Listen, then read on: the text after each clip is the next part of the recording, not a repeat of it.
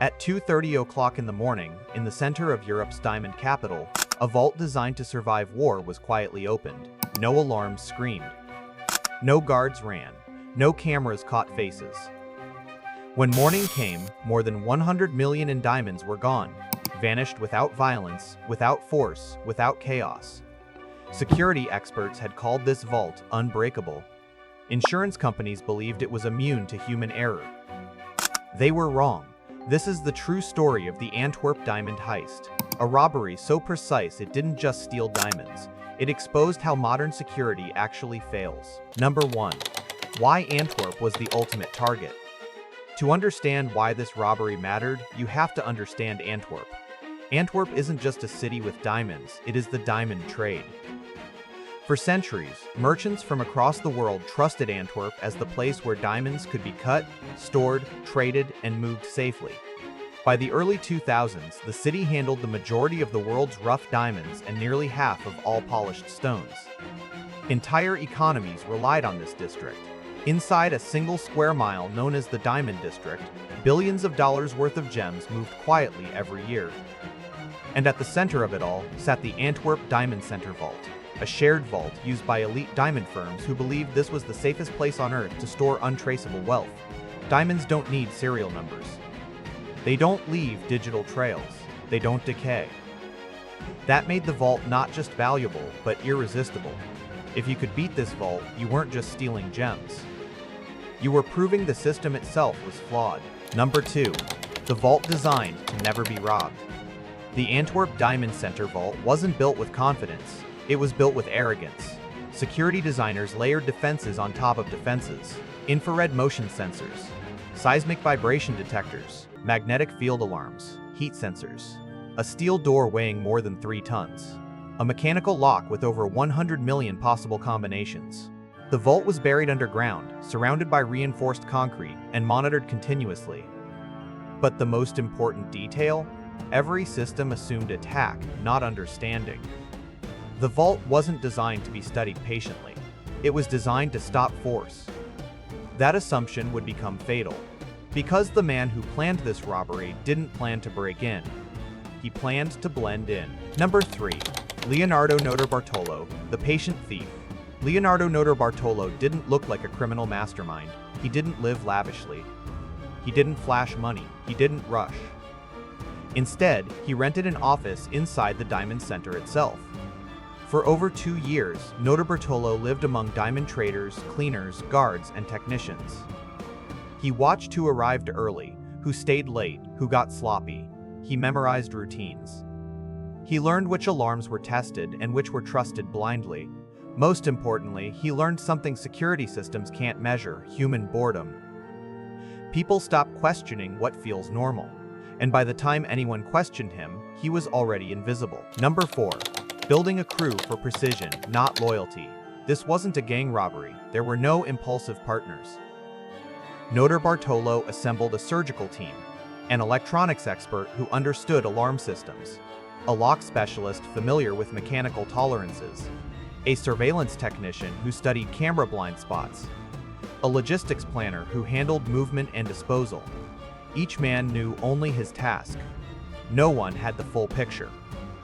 This wasn't paranoia. It was design. Because in real professional crime, betrayal doesn't happen through greed. It happens through too much knowledge. Number 5. Neutralizing the alarms without triggering them. The vault's alarms didn't fail. They were tricked. Infrared sensors were blinded with carefully applied spray that didn't reflect heat. Magnetic alarms were held in a constant safe state using precision-placed metal plates.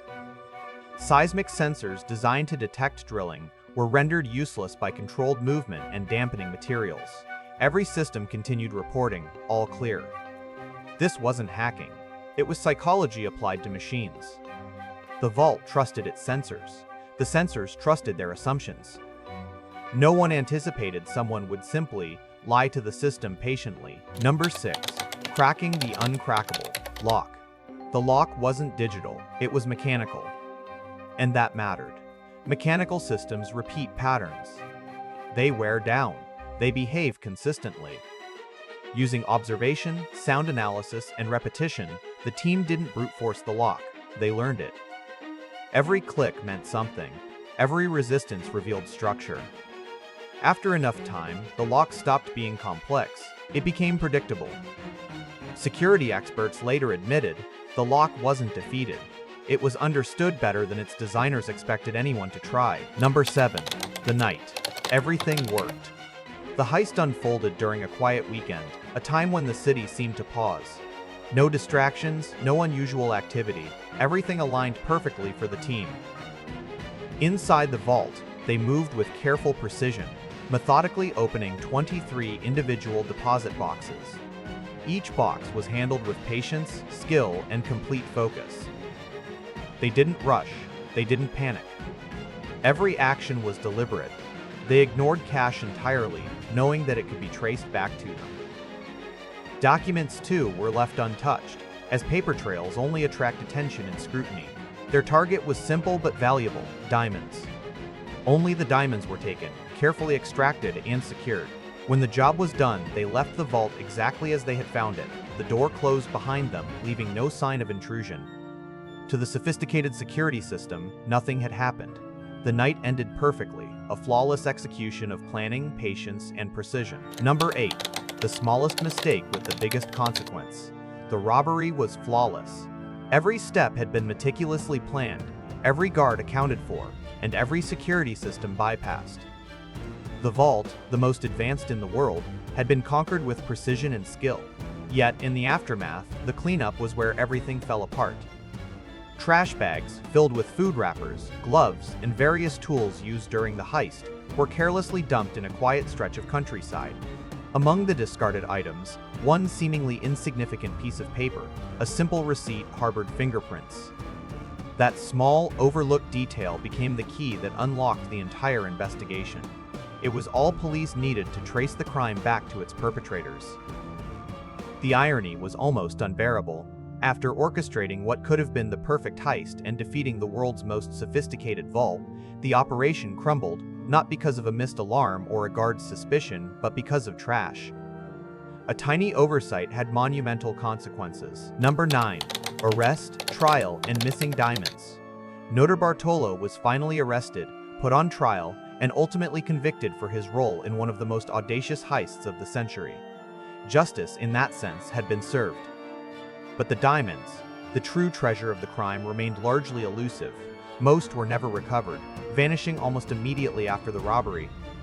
Authorities suspect that these priceless gems were quickly redistributed, carefully recut, and quietly reintroduced into the market, effectively erasing their trace.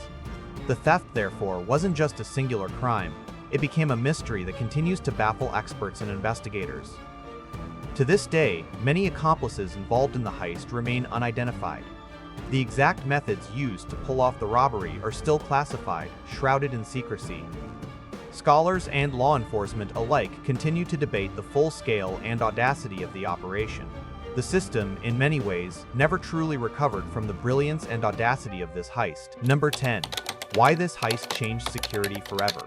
After the Antwerp diamond heist, security philosophy fundamentally shifted. Not because technology had failed, lasers, locks, and alarms all performed exactly as designed, but because human patience outlasted them. The heist exposed a truth that many security systems had overlooked. Machines can be perfect, but people are predictable over time. Modern security began to focus less on physical barriers alone and more on behavior, patterns, and long-term monitoring. Analysts started asking different questions. Who has access? Who waits without drawing attention? Who blends into routines so completely that they become invisible? The Antwerp diamond heist proved something unsettling. The most dangerous criminal isn't reckless or impulsive. He doesn't rush or force entry. He studies. He waits. He allows systems to trust him, to relax around him, until patience becomes the key that opens every door.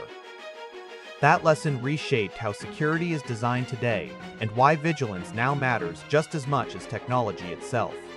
This robbery didn't rely on violence. It didn't create chaos or leave behind a trail of destruction. There were no alarms screaming, no dramatic chases through the streets. And yet, it quietly reshaped global security in ways few crimes ever have. Its impact wasn't immediate, but it was permanent. Somewhere today, fragments of this heist still exist, not in evidence lockers or police vaults, but hidden in plain sight. They sit quietly in private collections, engagement rings, and secure vaults that raise no suspicion.